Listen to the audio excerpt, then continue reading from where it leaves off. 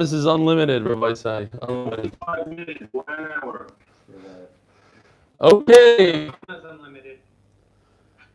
Rabbi Sai, first of all, if you didn't say Sphira yet, today is 10 days in the Omer. Thanks, Nechemia Seltzer, with the background. Today's daf. Beautiful job. Today's shir is being sponsored. Leilu Nishmas, David Moshe, Ben Avram Yeshua, Zechron Levrach. Avram Yeshua is our famous Dr. Epstein. I didn't know this, and I learned new things. Every day we learn new things about the Chevra of the Shir, our Mishpacha. He had a child that lived for 6 months. That means Avi Kamiansky's brother-in-law. Lived for 6 months, and unfortunately he didn't make it, and tonight is his yard site. So Dr. Epstein is a tremendous part of our family. He actually lives 2 floors below me. He sits right next to me every day in Shir.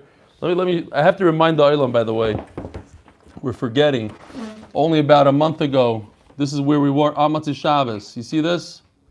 Over 100 people in the room. I don't know that this picture shows that, but that's where we were. But we are here today. We are going strong. We have 84 people on Zoom, Baruch Hashem. Wow, beautiful. Motzei Shabbos.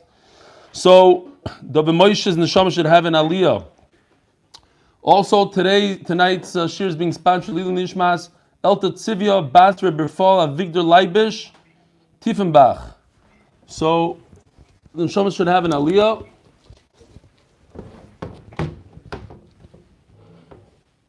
Very good. Explain to you who Tiefenbach is for a second. Dear Reb Eli, once again, I'd like to commend you on the shir that you give. These at which you give it, I know it's hard work, but you make it look easy. And the Haimishkeit, Hasidic pronunciation, with the Chevra, make it enjoyable to be part of. I actually completed a Shas cycle in 2005, but fell off the wagon when my father's nifted in 2006. I hope to be Messiah together with you, Be'ez Hashem, even though it's a long way off right now, on the cruise somewhere in the Mediterranean. If not in the Azor of the Beis Hamikdash with the rest of Klal Yisrael, that would be my first choice. Taking a break from all the Corona bad news, I'd like to sponsor tonight's shir for a regular yard site. Okay, regular yard site is a break. Although it's far from regular.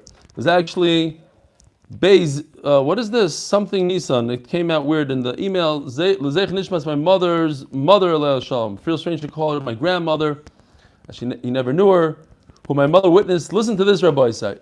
His mother witnessed being taken away by the Nazis in Mach Shemam at the age of 12. His mother was 12 years old, from a small town, Ozerkov, about 25 kilometers from Lodz, Poland. Now listen to this. She always said that she remembered the dress her mother was wearing, but could not remember her face. It's unbelievable. She was 12 years old. She couldn't remember her own mother's face. So kids said, together with all the other Yiddish Korbanos, my grandmother should continue to be a Melisas Yosef for us and her family and the rest of Klal Yisrael. Her name was Elta Tzivia Bas Rebifal Avigdor Leibish, Tiefenbach. You should koyach and keep up the good work. It's unbelievable. These crazy stories from the Nazis. Unbelievable. All right. Hi, Reb Eli. Per your comment on Daf Mem about stopping YouTube, just don't.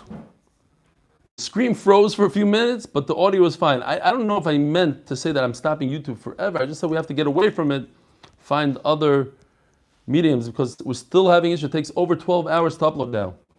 Gary, I think you should come over tomorrow. Let's use your phone or something. We gotta try something else out. I'm subscribed to YouTube channel. I've activated notifications so YouTube emails me the working link as soon as you start live. So he's saying it's kedai to subscribe because then you get the link, and then once you have the link, you can watch it right away. You don't have to wait the 12 hours. On Pesach, I watch the shir each day about 10 a.m. by clicking the link you provide in the YouTube email. And the link works without a 12-hour delay. There's no problem with anything YouTube. Just encourage folks to subscribe and activate notifications, and there should be no problem. Problem solved. A lot of folks out there prefer YouTube as it's better quality than Zoom and Torah Anytime. I don't want to say that very loud. But he says it's better than Torah Anytime. Why? Because Torah Anytime uses Vimeo as a service. Okay, I didn't know that. Well, Torah Anytime is encouraging everybody to go through them. We also don't like YouTube that much, but that's what we have. And he's saying YouTube is better quality. I do enjoy sitting in the Zoom shir when I can. I look forward to somehow tramping to RBS for a live share when things get back to normal. Keep up the great work. Hillel in Kochav Yaakov. Web programming solutions from Hillel. One more. There's a few more, but just one more because it's much Shabbos. From Reb Moshe Gutman from RBS, and this is in Hebrew. He says, I'm sorry that I'm writing in Hebrew, but it's hard for me to write in English. There's a lot of people like that here in RBS. Yeah, I'm thinking, unless it gets very noisy. You could also turn on the air conditioner right behind you. You have the thing. Yeah, it might be a good idea. A lot of guys here that speak a perfect English right behind you. Perfect English, but hard for them to read and write in English. I enjoy Yeshurim, and even though the shir is in English, especially because the shir is in a simple English that fits in for American Israelis like myself. I wish that one day you'll start saying a shir in Hebrew so that pure Israelis could also benefit. Not going to happen, I don't think. First I have to think about another shir in the evening before we do that. Now, I just heard you shir on Daf Mem, and you said the story on Tanu Rabbanon. Yeah, the beautiful story that there's no Tanu Rabbanon in all of Masechtas Dar. So there was, again, Reb Chaim Shmulevich is walking down the aisle, and what? Who was it? It was Reb Chaim. That's what his email is all about. It was Reb Nachum. Okay, Meir said it on the spot. I didn't hear.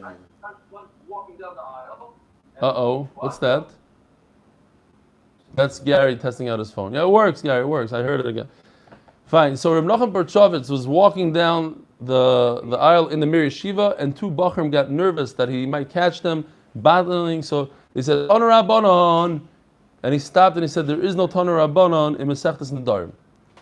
So, and I know this other part as well, he pointed it out, so I got to say it. So, he heard that they said over the story to Reb Chaim Kanievsky, and he right away said, it's true, there is no Tanu Rabbanon in the whole Masechta, but it does say, Dit Tanu Rabbanon with a Dalet. I looked it up and it's true. It does say one time, Dit Tanu Rabbanon. And by the way, the stories with Reb Nachum Berchovitz, who's Reb Chaim Shmulevitz's son-in-law, not with Reb Chaim Shmulevitz. Okay? But at any rate, thank you with your special way that you're Mashpia and Torah and all of the world, and you're the best guy that ever lived. I can say whatever I want because I'm just translating. All right. Moshe Gutman, Rav Shemesh Aleph. Do I know him? I don't know if I ever met him. Who knows? Zot the Heilige Gemara. We have a great daf today. Daf Mem Gimel Amud Aleph, like 6 lines down. So yesterday we were discussing. What do we got? 90 guys on Zoom. It's not enough. Oh, and I have Mendy. Mendy, where are you, Mendy? Ah, Givaldik. We could go. Mendy, are you on every day or just Motzei Shabbos thing? La? You are on every day. Kol Yom, he says. Kol Yom. Okay, beautiful.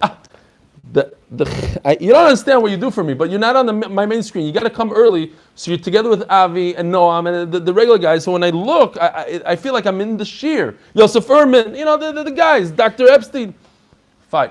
Not to make fun of the other guys, to put them down, but there's a certain comfort when these guys are next to me for over 2 years, the same guys, and they're right in front of me on the screen. It does something for me. All right. Anyway, so we had like this. We had the sugya of a chicken lays an egg. Says Rav Chizda, you cannot catch the egg in a bowl, but you could put a bowl over the egg. What's the difference? So we discussed yesterday about Hatzalah Mitzuya, a common way of saving it, meaning since this chicken lays eggs in a specific place, in a heap of garbage, so that you're allowed to do. And then the Gemara brought like 5 different Mishnayos. What about taking a bench and lifting up a kaira? Muktzah, it's Hatzalah Mitzuya. You have to say all these things Hatzalah Mitzuya. That if the barrel bursts with truma, with tevel, you're allowed to save it because that's Hatzalah Mitzuya. We're talking about a barrel that tends to break because it's brand new. All right. Rabbi Yosef Omar. Rabbi Yosef says a new pshat in Rav Chizda. Again, I could protect the egg by covering it with a dish, but I cannot catch the egg. Rabbi Yosef Omar had a time the Rav Chizda mishum dekom mevatel kli meichanoi. So I kind of mentioned it yesterday. Wow. I don't know if you guys see, Donnie Katzman he turned this picture off, but it brought back Geshmak. Look at that ceiling that Donnie Katzman is under. Believe it or not, that's our ceiling in the Beis Medrash. It only started looking like that the last day. We got that ceiling done, and then we unfortunately locked the door, and nobody was able to really see it besides maybe 10 people. So yeah, one day we're going to go back there. It's unbelievable.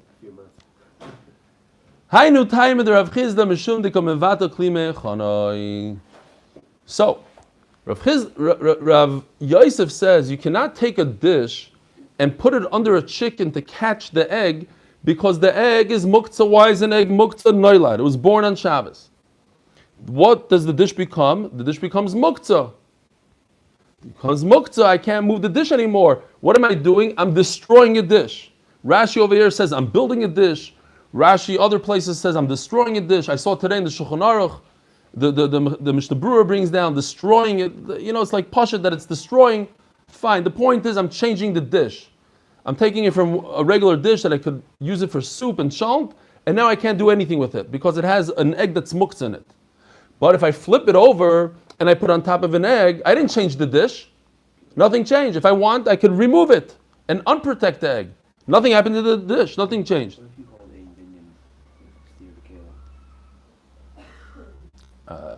That's a whole different sugya. Ain't being mysterious b'kelim. Okay. But it's not so much the melacha of boin and soiser, I think, as much as it is changing the category of this dish. That's what it is. It's like boin, it's like soiser. Eis ve'abaya. Now, this is going to be easy for us because we did all of this on Friday. Chavesh al tevel, you have a barrel full of tevel wine. I must remove trumas and meisers from it, and I did not. I cannot drink from it on Shabbos, so that wine is muktzah.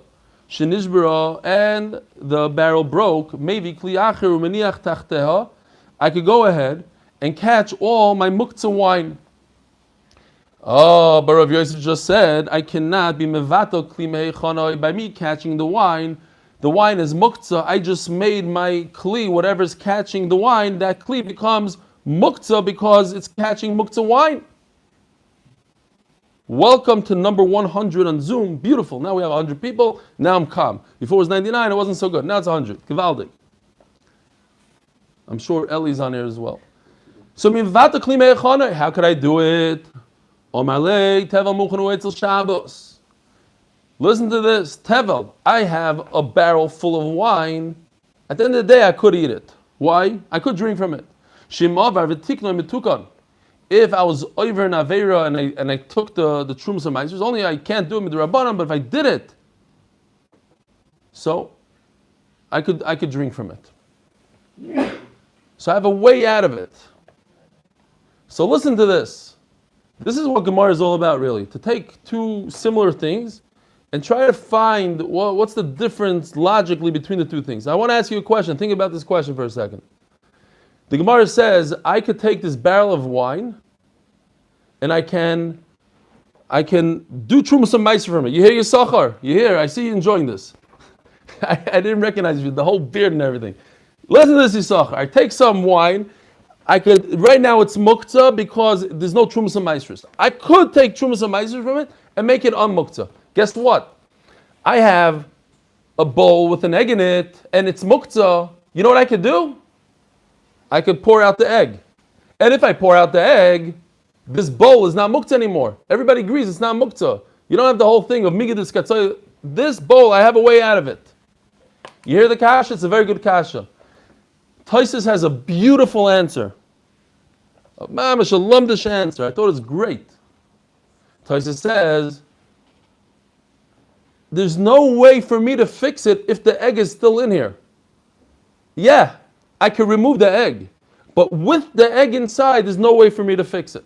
When the wine is still in the barrel, I have a way to fix the wine in the barrel by making Trumas and Meisers. Nothing changed. The barrel with the wine is the same thing, and I have a way to fix it. We're here, you want to change the whole thing and pour the egg out. That's different.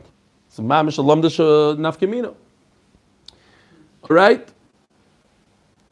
What about, that's the Gemara, the other day, you have fire, literally, sparks, fire dripping out of your candle. It's going to fall on your desk and burn it. So I could put a nice kli underneath and catch it. But those nitzotzes are muktzah. And right now, being mevatel kli me'echanoi, I am saying that this kli is no longer usable this Shabbos because it's just caught in nitzotzes.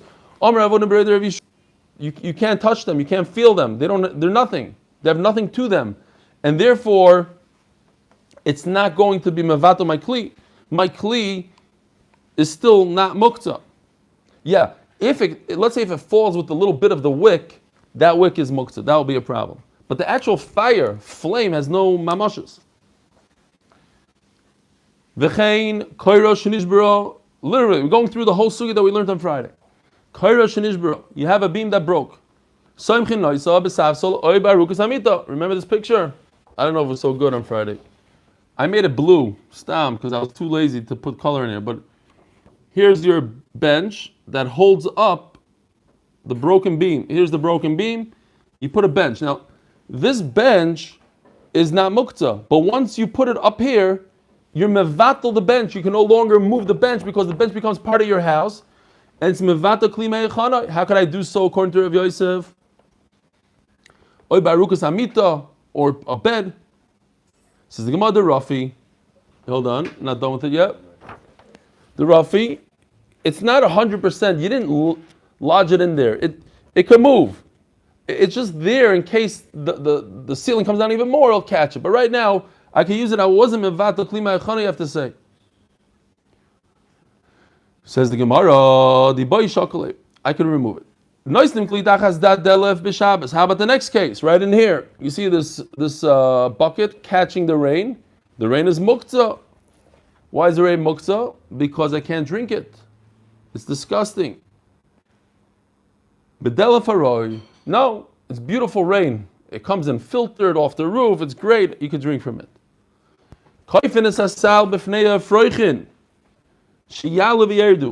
Oh. What do we got here? Like this? Let me see. Yeah, okay, I got it. This is from Pirush Chai, minus the chickens. I added the little, they had chickens, but these are better. So a guy puts a basket right over here. This basket is not muktzah, but right now the Gemara understands it's muktzah because there are chickens running up and down the basket.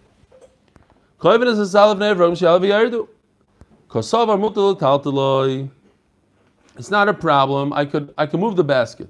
But what do I do that it says specifically you can't move it? When the chicks are on top of the basket, chickens are muktzah. Why are chickens muktzah? Oh, this is very important. I need a lot of help here. Chickens are muktzah, balchai is muktzah, and this bothers me every single Shabbos. I have a little guy running around my house, my four-legged anicle. I personally don't touch him. Everybody else does. I wish I could. And he comes over to me, and he's a little cute guy, and he barks. He wants me to pick him up, and I'm sorry, it's Shabbos. And then he gets mad at me because he thinks I don't like him anymore. So when I try to pick him up after Shabbos, he runs away. Anyway, if somebody could come up with a header, I heard him. Moshe says, You really feel bad. yeah. I was under the impression that a Baal Chai that was not yours is muktzah, but if the Baal Chai is yours, it's not muktzah. So there is. I mean, it makes a lot of sense, but not a lot of people agree to that. There's a little bit of emotion. By the way, that was Gary that just said that he feels bad for me. I can come here. Let's show the Matzah Shabbos. Hear from them. So it's different then. This is the Baldover here. It's Mamish L'Shem Shamayim. The Rishiva, Reb Sussman said we have to buy him. We bought him. Akoponim.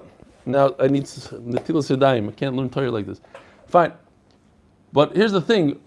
When the dog starts barking like a meshugana, I know that Gary is downstairs about to come up. He knows. There's one guy in Bet Shemesh that the dog hates like nothing else, and that's Gary. Gary used to have a dog when he was a kid, but for some reason doesn't like this dog. I'll call upon him. A Balchai is muktzah. A Balchai has zero.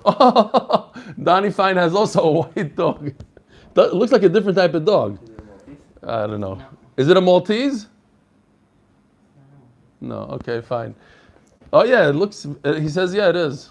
Okay, fine. I'll go upon him. Why is the Baal Chai Muktzah? Donnie, I guarantee you touch your dog on Shabbos, right? You have some sort of heter. Yeah, of course. All these guys that have dogs, they don't have a problem. Anyway. It's not really my dog. It's my wife's dog. So. Yeah, and it's not really my dog. It's my son's dog, and he actually takes very good care of him. Not this son, the 18-year-old. But yeah. But once he got here, my wife was so scared of dogs, like every typical frum lady, and eventually she got used to him. She really loves the dog. Anyway, not recommended. So, but the problem, a Baal Chai has no use really. I mean, if it's we don't understand the people that own dogs. What it has a use. So I can't touch my own kid. Then my kid is also still a bit of a chaya. So, but a chicken has is muktzah. That's it. It's inherently muktzah. Go ask Kashis. Your chickens, somebody else, they're all muktzah. They have nothing. Well, you can't do anything after it's dead. It has a lot of value. But when it's alive, it has zero value for us, and therefore it's muktzah. So when the chicken is on the basket is muktzah. Even when the chicken jumps off the basket, it remains muktzah. So the Gemara makes a distinction here. It's very important. When this Baal Chai, so it might be neged to me. I'm just thinking out loud. If my Baal Chai is on my couch during Ben Hashmashas, I'm up a creek. Because if I hold that my dog is muktzah, which I do, so then my whole couch becomes muktzah because he's on it, just like these guys over here. It's a big problem. I got to be careful that Ben Hashmashas. So if my son is holding my dog Ben Hashmashas, I can't touch my son on Shabbos. Okay, whatever. We have to look into it. But anyways, if Ben Hashmashas, these chickens are on top of the basket becomes migui. Migui this katsoy Ben Hashmashas. So now we have this concept. We have to remember this concept for the whole Masechta and for life. Migui de iskatzoi bein hashmashos, it's katzoi likula yoima. If something is muktzah during bein hashmashos, it becomes muktzah for the rest of the day, for the whole Shabbos. So that's that halacha here. However, we're talking about that he put this basket in middle of Shabbos to make it easier for his chicks to jump in and out. By the way, Tosfos points out that that's considered what do you call it? A common hatzalah mitzuya. Because Tosfos says, why didn't the Gemara bring this case in last sugi on Friday? Because it was obvious that chickens always need to come in and out, to get lost, and you're always bringing a basket or something for them. So that's hatzalah mitzuya. But the Gemara brought it for us to ask a question of Rav Yosef. Fine. So that's the story. Very good. Next sugya. Omer Rav Yitzchak. It's not so much the next sugya, but it's a new topic. Rav Yitzchak is mechuluk on Rav Chisda. Rav Chisda says that I could put a bowl on top of an egg to save it, but I cannot catch an egg with it. Omer Rav Yitzchak, Keshem shein noisim kli tachas tarangoyos lekabel beitzasa. Just like I can't receive the egg, kachin koifin oleo kli b'shul shalei t'shaber. I cannot cover an egg. There's no difference, says Rav Yitzchak. Kosavar ein kli nitol elo ledovar hanitol b'Shabbos. So he holds that a kli ein kli nitol elo ledovar hanitol b'Shabbos. You could only carry something. I could carry my cup if I'm using this cup for something that's not muktzah. But I cannot carry this for something that's muktzah. Ein kli nital elo ledavar nital b'Shabbos.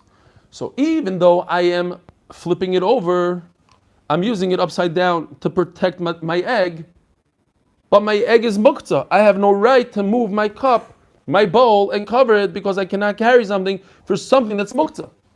Wow. So let's go back to my dog again. So if my dog is muktzah, so I can't move his gate, I can't do this because I'm moving things for something that's muktzah. Okay, we have to start thinking about this a little bit differently. But I'm allowed to feed the dog because it's mutal on me to feed him. Then I'm allowed to do. So let's say my dog wants to go outside. He stands by the door. He goes woof woof. Am I allowed to open up the door? I'm moving a kli for my dog. That's muktzah. So it's major problems here. I brought a problem into my house. Okay. According to Rabbi Yitzchak, ein kli nital elo ledovar hanital b'Shabbos. I could pick up a fork if I want it for myself, but I cannot pick up a fork if it's to use for something that's muktzah. I cannot pick up a bowl to cover a muktzah egg. Meisvei kol hanitiyufta. So the Gemara says all these 6 different things. We had the question about, let's say, a person puts a bench to catch the beam. I just took something that's not muktzah and I'm trying to use it for muktzah. Or I'm catching the rain. So again, I'm using a bucket to catch rain. A bucket is not muktzah for rain that's muktzah. Or all the other things that we learned. Covering a fire so it shouldn't jump on that we had the other day. What else do we have? We had these chickens. I have a basket. I have a basket that's not muktzah. I'm covering for the muktzah, for the chickens. The kids are all these 6 things that we had. And for all of them, you answer one thing. Vishani b'tzarech l'mekaymai. So there's a concept in muktzah. It doesn't work in all muktzahs. Minus, let's say, if I remember correctly, muktzah machmas gufay.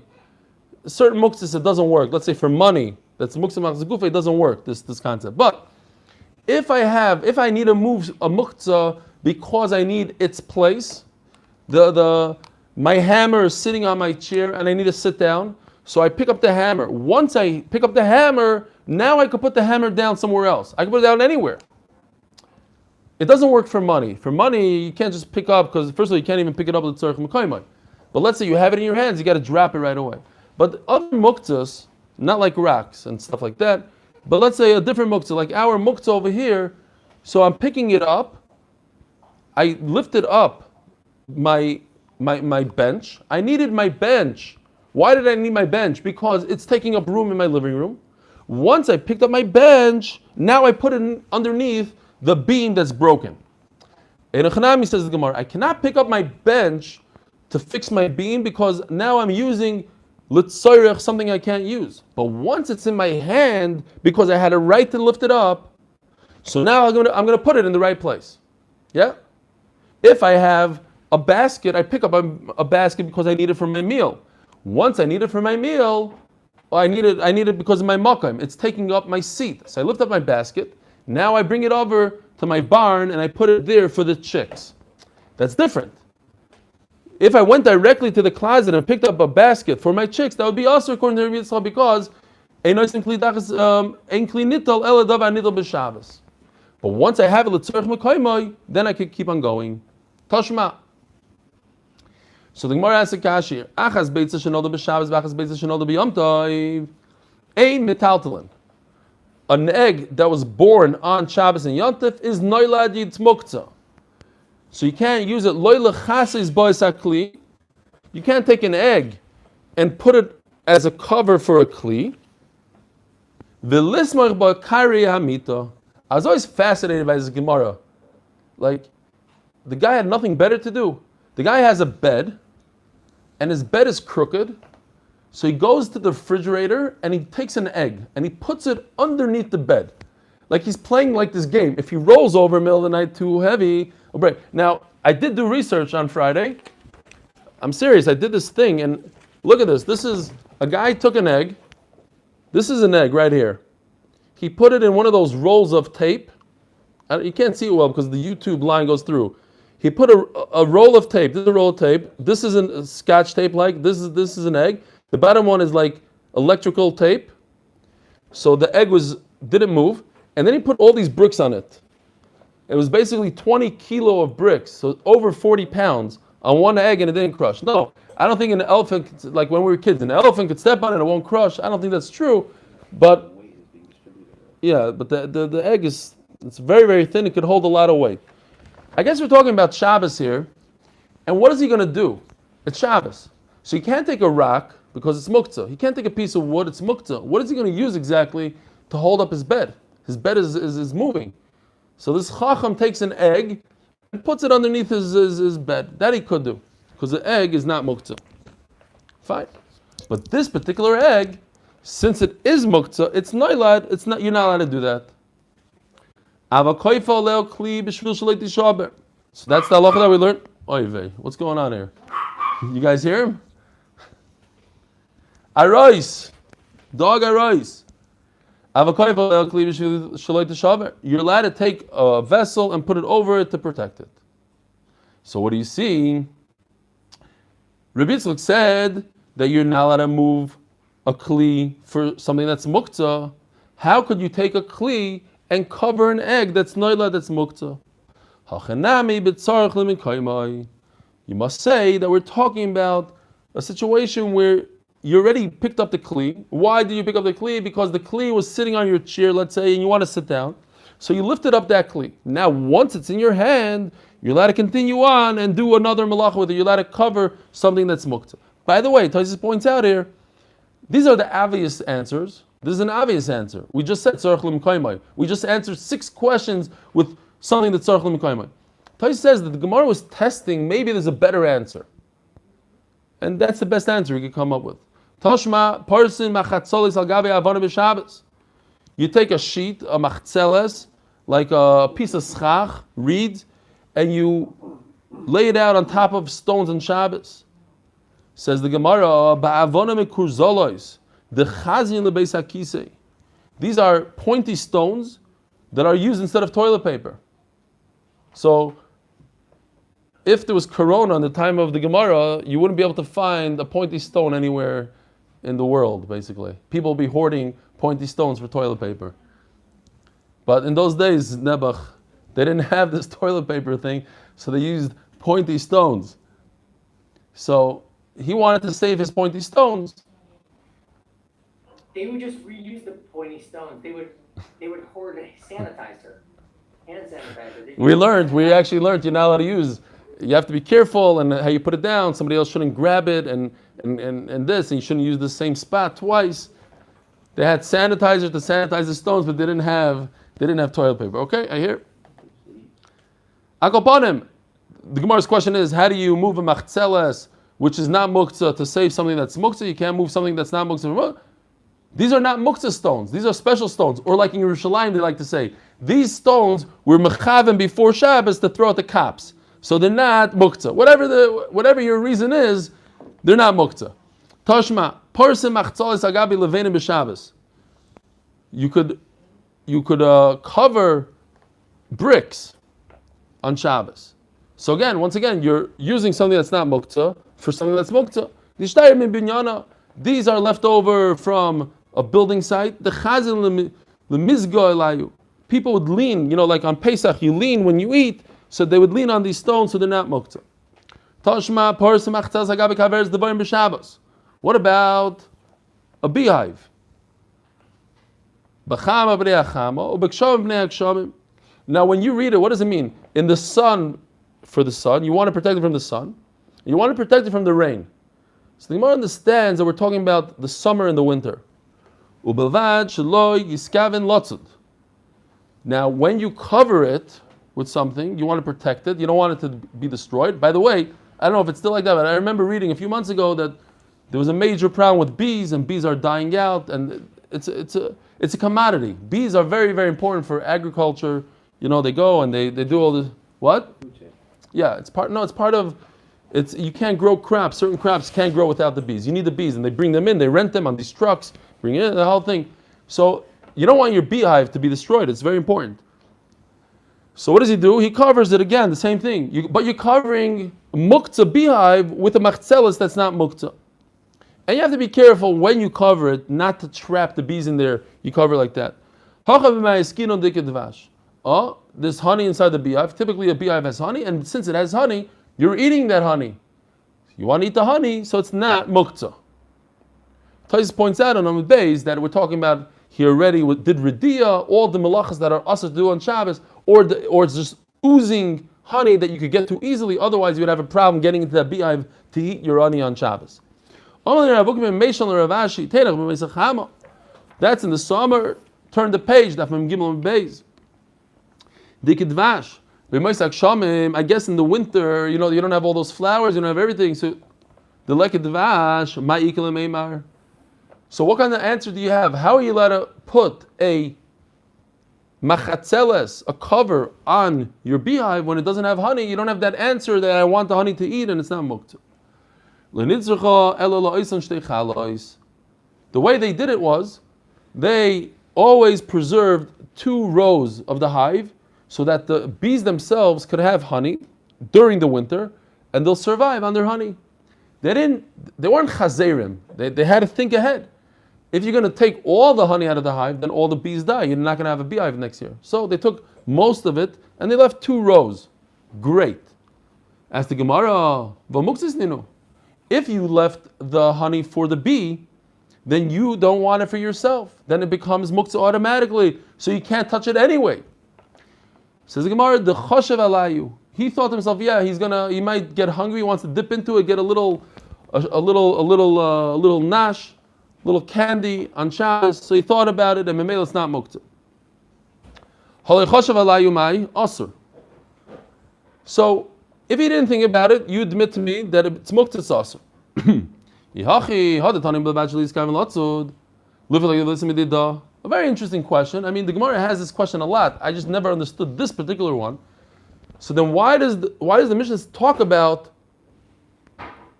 a way to do it and a way not to do it? You could cover it, but you have to be very careful not to trap them. Just say, you could cover it if you have honey there that you're going to eat, and you cannot cover it if you have honey that you can't eat. It's a lot simpler. The yes and the no are in the same exact case. Just one you thought about eating and one you didn't think about it. You're jumping to something completely different, trapping. So what's the obvious answer? The obvious answer is because I need to remember not to trap. It's people won't know. People won't realize. They say, oh, you're allowed to cover your beehive, and they'll forget, and they're going to cover their beehive, and before they know it, they just trapped 1,000 bees in there, and they'll over and say them. Says the Gemara, I have to remind people, yes, even if you had kavanah to eat that honey, but you have to be very careful about tzeidah. All right. So what does it say here? It says that a beehive is muktzah. But if I thought about it, it's not muktzah. And I have to be careful not to trap the bees. Says the Gemara, wait a minute. Now you're jumping in two different shitas. Reb Shimon, Lesley, muktzah. Who's this going according to? Reb Shimon holds there's no muktzah. So the beehives, he's very lenient when it comes to hilchos muktzah. So these beehives that have honey, regardless if you think about eating it on Shabbos or not, according to Reb Shimon, you're allowed to touch it. Why do I have to say he thought about eating it? So Mamela has to be Reb Yehuda. Okay, Reb Yehuda holds it as muktzah.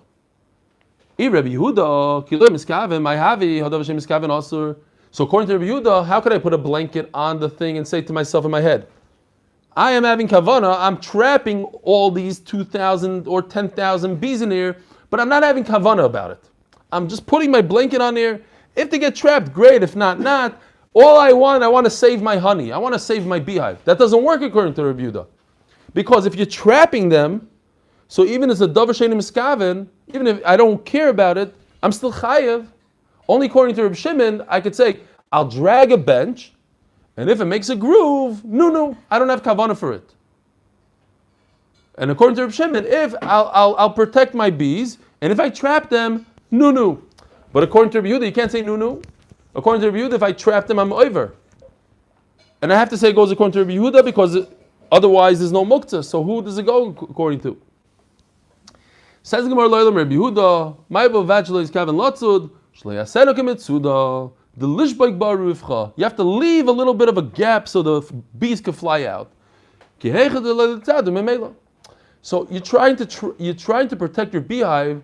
Says the Gemara, protect it in a way that the rain doesn't get in there or that the sun doesn't beat it up, but you leave a hole for the bees to get out.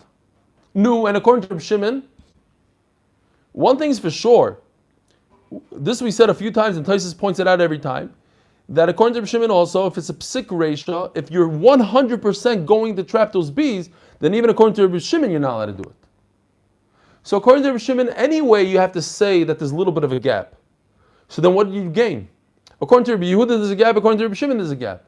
So Taisus says, it's a small gap. According to Reb Shimon, all you need is a tiny little hole that all these guys could escape from. But according to Rabbi Yehuda, it has to be noticeable. It has to be like a serious gap, and don't trap at all. Fine. Rav Ashi Omar, Mika Tani b'Meisak Chama b'Meisak Shamim. So Rav Ashi gives a new pshat.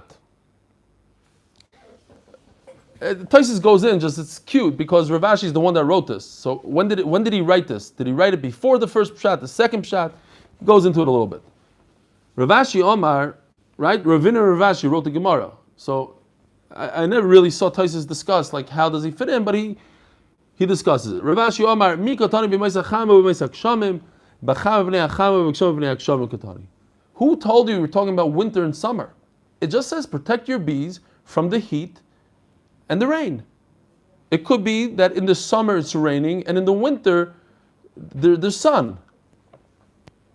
B'yayim in Nisan, b'yayim in Tishri. Just like us right now, we're in Nisan. Guess what? It rained a lot yesterday, and the sun is beating here in Eretz Yisrael, and there are a lot of bees, and they're producing honey. So it's possible to have these things together, not in the winter, not in the summer. B'yayim in Tishrei and in Nisan. V'ika chama, v'ika gshamim, v'ika dvash. There's the three things. You have the sun, the rain, and honey. The whole question was that in the winter when there's no honey, then it becomes muktzah. And how could you cover something that's muktzah? And the answer is, we're not talking about the winter. We're talking about Nisan, like today, that there's honey, memela, those beehives are not muktzah, and therefore I could cover it. Amar Rav Sheshes, Puku, v'imru leila Reb Yitzchak, kvar tirgama Rav Huna l'shmaitach beBavel. Your pshat that you said that a kli, you cannot move something that you're allowed to move typically for another something that you're not allowed to move. In other words, I'm not allowed to take a bowl that you're allowed to move in order to cover an egg that's muktzah. They already said the exact same thing in Bavel. What you said, they said in Bavel. Domer Avuna, but not literally. They didn't say it exactly on your case of an egg. They said it somewhere else, but it's the same exact thing. I could make, we have a problem. A guy, Nebuch, drops dead in his backyard in a hot Israeli heat. What do you do? On Shabbos, what do you do? A dead person is certainly muktzah, very muktzah. It has zero purpose.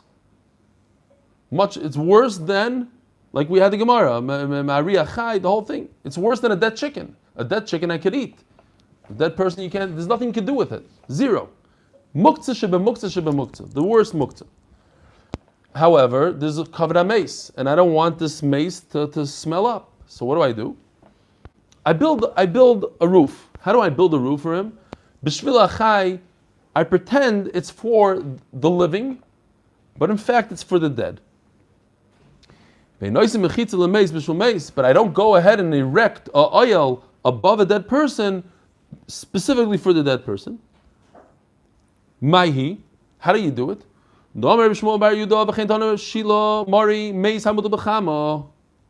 If a dead person is sitting in the sun,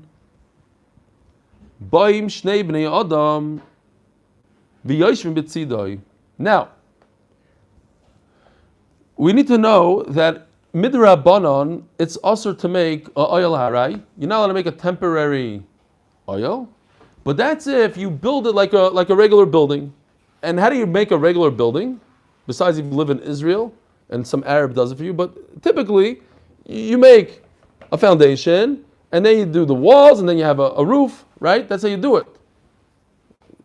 Maybe in Gaza they do the roof and then they do the thing, whatever they do. Zitov, al tedag. Ani sader achar kach. Said, okay, fine.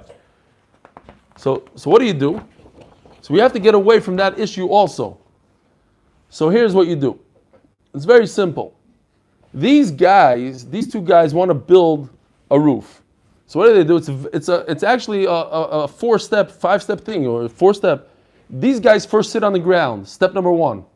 The ground is extremely hot. We just said the sun is beating on the mace. So the ground is hot.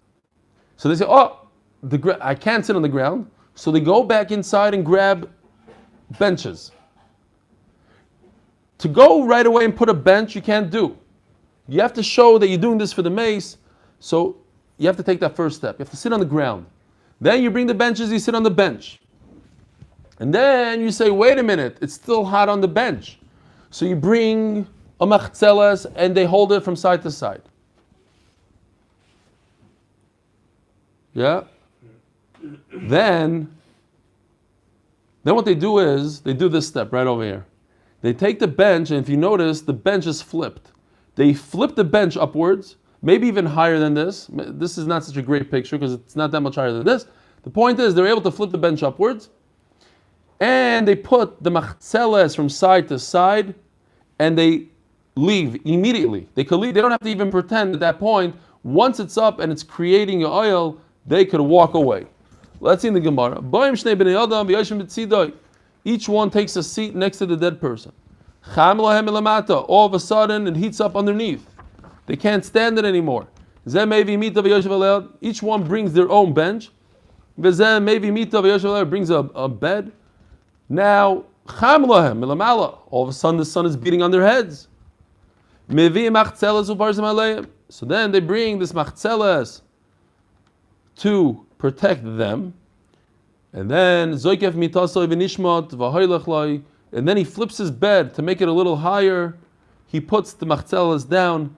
Taisus points out he doesn't need to stay there even for a second. He doesn't have to pretend anymore. And the second one does the same thing. That's it. Now, to put a machzeles there for the dead, then I have the problem of Rabbi Yitzchak. Then I'm moving something that's not muktzah for the dead person that's muktzah. That's why I need to come onto this whole thing, that I'm not only for the oil problem, but for the muktzah problem. How do I avoid, oil is one thing, but how do I avoid using something that's not muktzah for a body that's muktzah? The answer is because I'm using it for me. I'm not muktzah, so that's how I get through it. Itmar, meis hamutol, bachama, if a dead person is sitting in the sun, Rav Yehuda Amar Shmuel, I flip this poor dead guy from bed to bed. So what I could do is, if he's on a bed, I could bring another bed next to it, and I roll him over. I keep on rolling him. Mamish, like, it's a little bizayin amaze, but it's a bigger bizayin if he cooks up in the sun. The Ran actually says you're not allowed to roll him because you're touching muktzah, so you tilt the bed. I don't want to be there. Whatever. It's a thing. You tilt the bed, and then the dead person rolls over to the next bed, and you keep on doing this until he's out of the sun. Hashem Yirachem. We should have known from time. Kids, don't die in the sun on Shabbos. It's not a good idea. Rav Chanina bar Shlemya mishmei the Rav Omar miniach olav kikar itinoik umitatloy. So that we had in our Masechta already. Where was it? Somewhere in the Lamids, in the beginning of the Lamids, right before the sugya of Reb Shimon bar Yochai that got over there. That Shlomo HaMelech asked. That's okay. Shlomo HaMelech asked. David HaMelech was niftar on Shabbos. The whole beautiful story of David HaMelech, who was learning Torah, and the Malach HaMavos couldn't kill him, and then he made a noise, and then he fell down the stairs, and he died outside in the garden. And there's dogs, but the dog's not really connected to that part. So Shlomo HaMelech has two questions: how do I feed my dogs on Shabbos, and how do I save my father from the sun?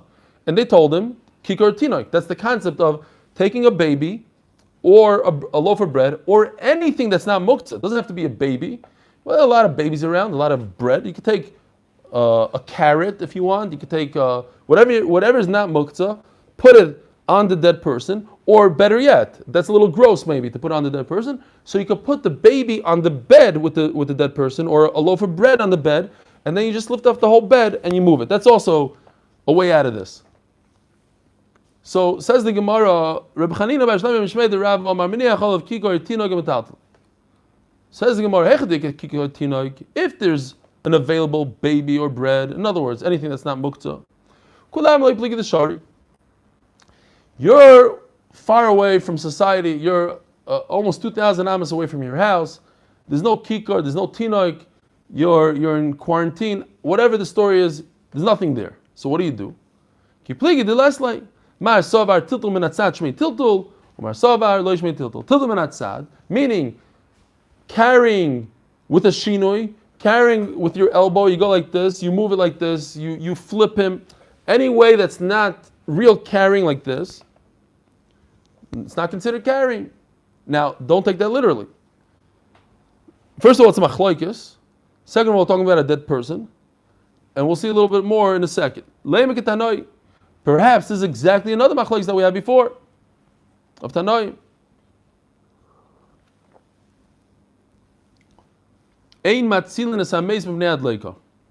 So this is scary stuff.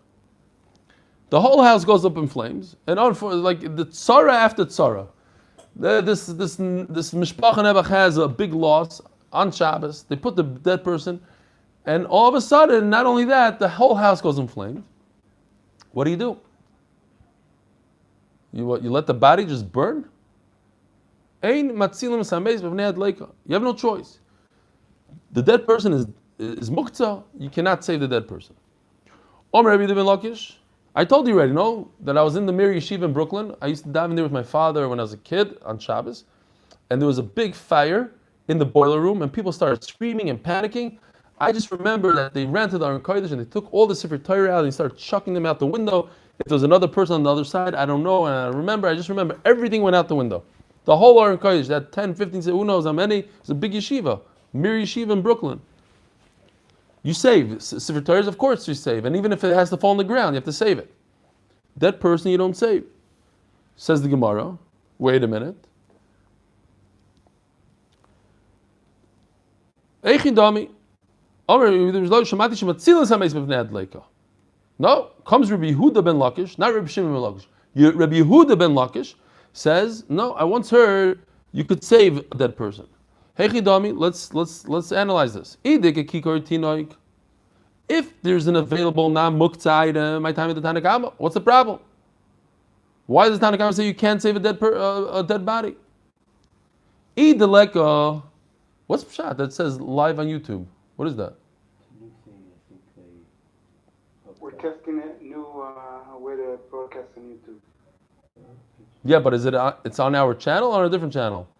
On our channel. On our channel, so it's going to have both at the same time? Correct. But he's saying that Zoom, the guy that I just read the email said Zoom is not such great quality. But it's better than nothing, you're saying. Okay. Continue. We'll continue. Thank you, Gary. If there's a kikur tinoik, it doesn't make any sense. Why can't you save it? You just put a loaf of bread on that person and run. And if there's no kikur tinoik, if there's no non-mukta item, what, you're just going to pick up a dead person and bring him outside? Obviously, Rabbi Lakish holds that you could roll him. You could do a tiltum and atzad. You could carry the dead person with your elbows or something, not lifting up. And the Tanakh says you can't. In other words, there's no kikur tinok, there's no non-mukta item there. And the machlekes is, could I use tiltum and atzad or not? Can I lift the dead person with a shinui? You know those kids? I'm not carrying. I'm just going like this because they get it from here. Tiltum and atzad. But wait a minute, it's not pashut over here. One man, the Tanakama says it's considered carrying and it's also. Another one says it's not considered carrying. Loi says that's not the machlokes. Everybody holds it's considered carrying. It's a problem. You can't use your elbows. You can't use a shino. By the time they're reading Lakish. There's another problem, and we can relate to this. Imagine a loved one about to be cremated in your own home. Crazy. He's about to be burned. No levaya, nothing. What happened to your loved one? Oh, he got burned yesterday in the living room. So nobody's going to stand for that. So what are people going to do? They're going to be over on a doiraisa. They're going to go to the sink and they're going to start making a terim. They have all these excuses to save the loved one. So we don't want that to happen. We don't want a guy to be over in the Issa D'Oraisa. Eli Stefansky also the Chabuye. Daf Yomi on the top. He's gonna be over Issa D'Oraisa. So Memela, we said, you know what? You could do Issa D'Rabbanan of Tiltul. It's better that you should do Tiltul Minatzah or Tiltul than to extinguish the flame. Omer Rabbi ben Shilo, Omer Rabbi Asi, Omer Rabbi Yochanan, Halacha ki Rabbi Yehuda ben Lakish ben Meis. That you could save the dead from a fire. Now, if you look at Taisus real quickly, I don't know, like 12, 15 lines down, Vaimeri, he says, the Eish L'chalek, you have to make a distinction between a dead person and, let's say, carrying a pillow with something that's not muktzah on it, or something that is muktzah on it. He's talking about, let's say, food that has muktzah or not muktzah. Over here, what's our main objective? To carry a dead person, and the dead person is muktzah, and that's why tiltum and atzad is asur. If I'm doing tiltul because my objective is to get a non-muktzah item, it's different. So if I have a non-muktzah item that's attached to a muktzah item, but what do I want? I want the non-muktzah item. I don't want the money and the stone. So it's a little different, he says. A lot of Rishonim hold like Taisvis, that tiltum and atzad is mutter when I want the non-muktzah item. And it will be asur if you want the muktzah item. If I want to get a mace out of here, but tiltum and atzad, that's asur. But if what I want is, I want to get my food, and my food is attached to money, it's in a drawer or something, so that tiltum and atzad would work according to most Rishonim. Let's just learn these two more lines so that tomorrow we can start fresh from a brand new Mishnah. So again,